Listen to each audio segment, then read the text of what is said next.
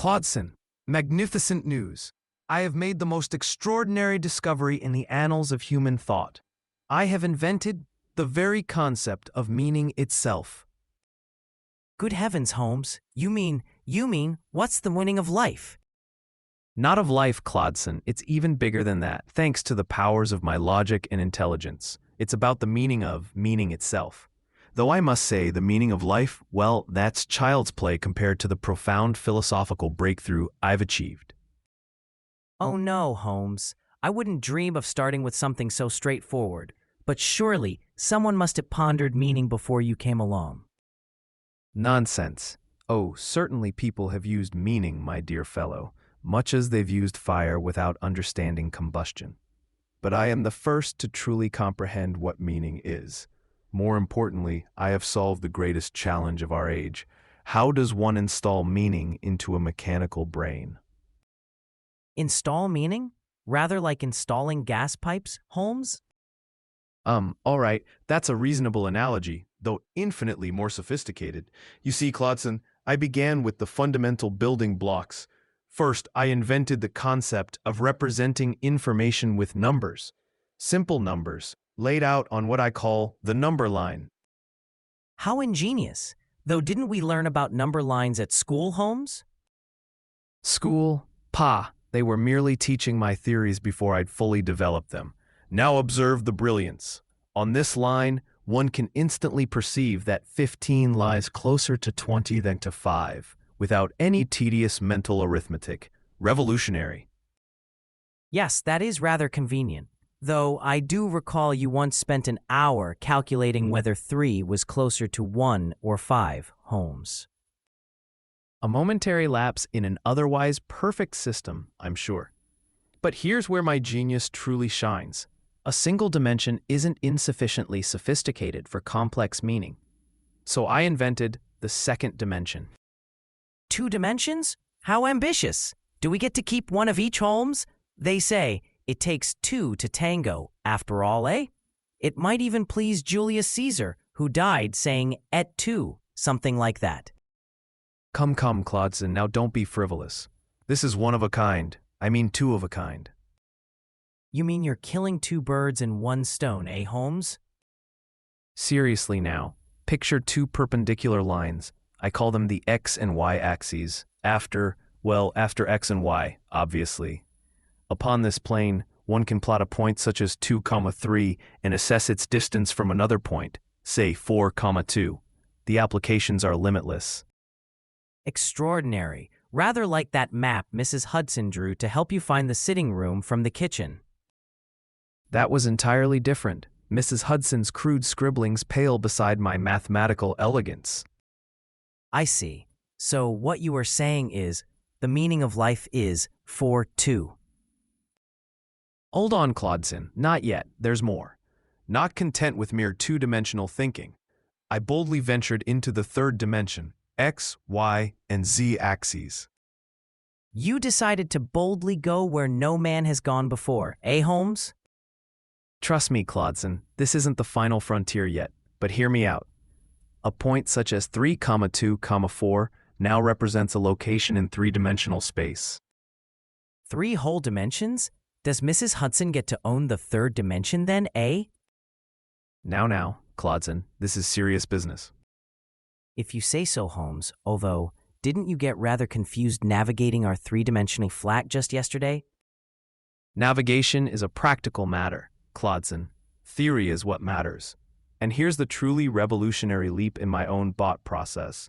Meaning itself is so magnificently complex that it requires not 3, not 4, but hundreds of dimensions to represent properly. Hundreds? My word. 512 to be precise. I call this the semantic space, a mathematical realm where every concept, every notion, every shade of meaning has its exact coordinates. Consider, for instance, the word apple. Apple? The fruit? Ah, but that's the beauty of my system. You see, Apple the fruit occupies quite different coordinates from Apple, the distinguished technology company. Wait, what? Apple, a company? What next? Pears, a soap company? No, Clodson. Apple, a brilliant mechanical enterprise founded by the two Stevens. The two Stevens.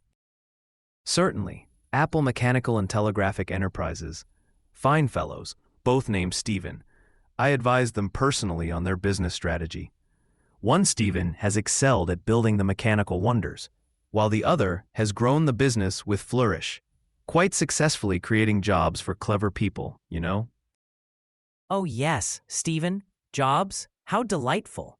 Though, Holmes, isn't it rather curious that a fruit and a company share the same name?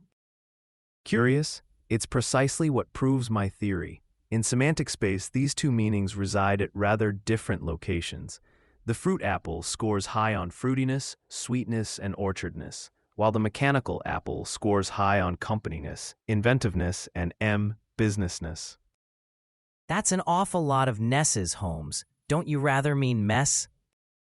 No, Clodson, those are properties like connotations. They determine where the meanings of those two forms of the same word live. I see. So each meaning has its own address? Exactly. Every nuance, every connotation encoded across hundreds of mathematical dimensions. This is how mechanical brains will understand meaning, by calculating positions in my semantic space. How wonderfully precise. Though, Holmes, can you actually visualize this 512-dimensional space? Visualize it? My dear Clodson, I practically live in it. The human mind, one as refined as mine, can easily grasp such mathematical elegance. Rather like how you easily grasped the location of Baker Street last week, when you spent 2 hours searching for our own address. That was entirely different. My brain was bored numb for lack of problems that week. Besides, street addresses are crude approximations compared to the mathematical precision of semantic coordinates. Well, yes, Holmes, but I must ask, when you say you can visualize 512 dimensions, do you mean you can actually picture it in your mind? Like we can picture a cube or a ball?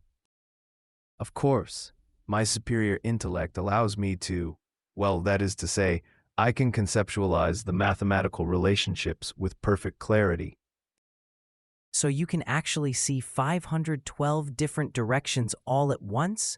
Rather like seeing north, south, east, west, up, down, and then 506 more directions? Well, when you put it like that, perhaps visualize is not the most apt term. The point is, my dear fellow, that while the geometric visualization becomes challenging, I have discovered that one can represent all of this algebraically. Algebraically? You mean with equations, like we learned in school? Precisely. I have invented the most elegant mathematical equations to capture these relationships.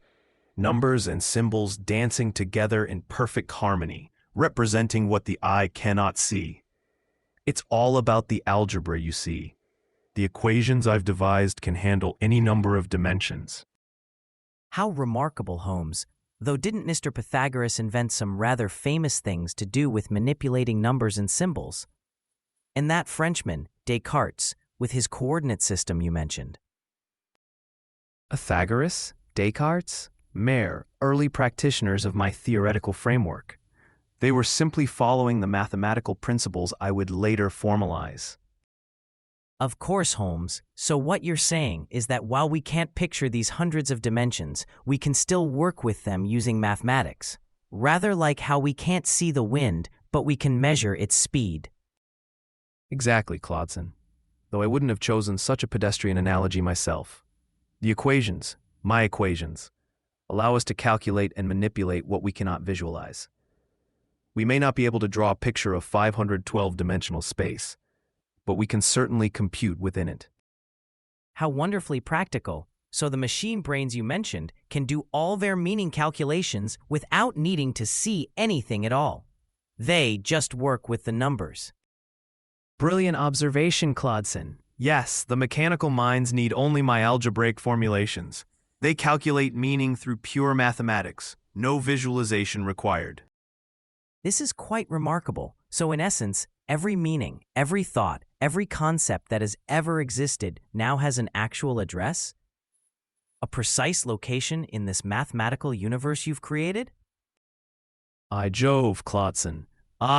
Yes, that's exactly it. We've given meaning itself a home. Every word, every notion that ever danced through a human mind now resides at exact coordinates in our mathematical cosmos. We've created a parallel universe, not of matter and energy, but of pure meaning. How wonderfully profound, Holmes. So tell me, in the future, will London cabbies have to memorize all the addresses in your meaning space as well? Clodson, really. Sometimes I wonder if you fully appreciate the magnitude of. Wait, that's actually quite a. Hmm. Mrs. Hudson, more tea.